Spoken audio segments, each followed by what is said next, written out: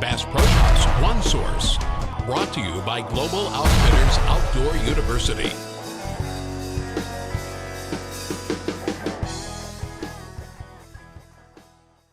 Hello and welcome to Global Outfitters Outdoor University and our series on Texas rigging with Dalton Bobo, the fishing guide and professional fisherman down here at Levelwood.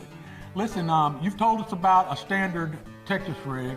You've got something called a bobber stop? Yeah, well, you know, in Texas rigging, and this is my preferred way to fish it, we like to peg the lead. In other words, pegging the lead keeps the lead close to the lure, keeps it nosed right up against the worm or plastic, whatever you're using. And what I do is I just use these, and I've chose red. They come in many different colors, but I've chose a red one. And what we got here is just a regular old bobber stop like a crappie fisherman or brim fisherman use on their bobber. And what I'm gonna do is you run through the loop that's pre-made in the bobber stop. And then you're gonna double your line. And you're gonna pull that bobber stop up the line. Now it's on my line, it's on my main line. So I've come off of this onto my main line with the bobber stop.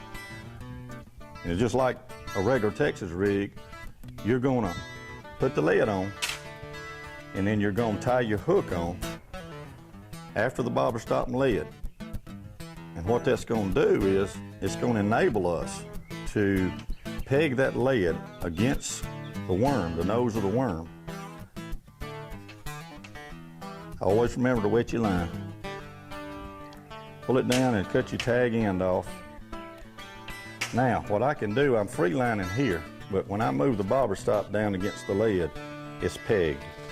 So when I rig up a worm, all I've got to do is force it up against the lead, and then now I've got one compact unit, this one unit that's going to stay together. And when it comes to fishing cover like we got here at Levelwood, all these heavy cedars and old wood, this is going to keep you from hanging up a lot. It keeps everything together. And that's called bobber stopping a Texas rig. It's pegging it with a bobber stop, Texas rig. All right, folks, well, that's another variation, and we got more to teach you in an upcoming episode. Thank you, Dalton, for telling us that, and we'll see you next time on Global Outfitters Outdoor University.